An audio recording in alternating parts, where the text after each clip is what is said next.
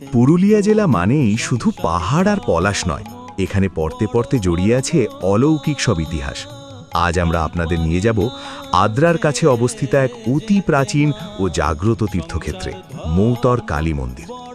লোকমুখে প্রচলিত এখানে মা কেউকেই খালি হাতে ফেরান না, কিন্তু কেন এই মন্দিরকে ঘিরে ভক্তদের এত উন্মাদনা, চলুন জেনে নিই।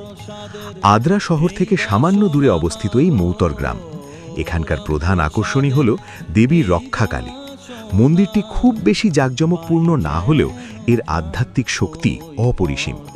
কথিত আছে বহু বছর আগে এই এলাকা যখন ঘন জঙ্গলে ঢাকা ছিল, তখন থেকেই মা এখানে পূজিতা হয়ে আসছেন।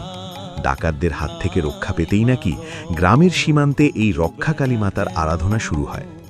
মায়ের রূপ এখানে অত্যন্ত তেজস্বিনী, বড় বড় চোখ আর জিভ বের করা এই মূর্তির সামনে দাঁড়ালে ভক্তি আর শ্রদ্ধায় মন ভরে যায়। ভক্তদের বিশ্বাস মৌতর কালীমা ভীষণ জ্যান্ত, মানুষের বিপদে আপদে তিনি রক্ষা করেন বলেই তার নাম রক্ষাকালী। প্রতি বছর মাঘ মাসের শুক্লা চতুর্দশীতে এখানে বিশাল উৎসব ও মেলা বসে।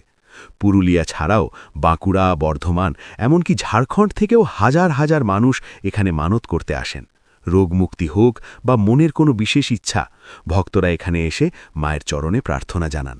ইচ্ছা পূরণ হলে অনেকে আবার ছাগল বলি বা বিশেষ পূজাও দিয়ে থাকেন।